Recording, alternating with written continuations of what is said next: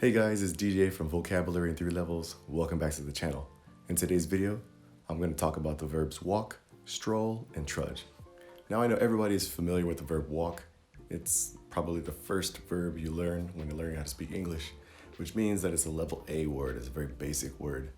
And that means that we can use it in any situation that involves us moving by foot. Look at the example sentence. I will walk to school tomorrow. It's a very simple sentence.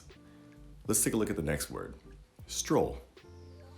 Now, stroll also means to walk, but it means to walk in a specific way, a special way.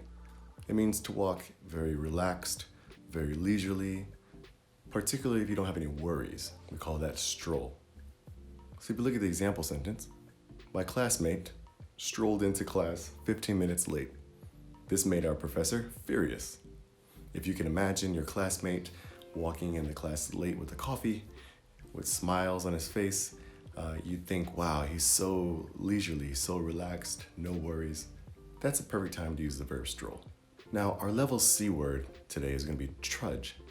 And trudge means to walk, but specifically walking with heavy steps and you're tired, generally because you're exhausted, or even if it's harsh conditions, like it's hot outside, or you have to climb stairs.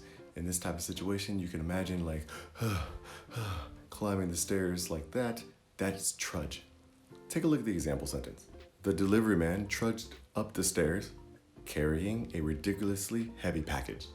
If you can imagine a UPS or FedEx delivery man walking up the stairs with a huge box, perhaps he's going to be trudging.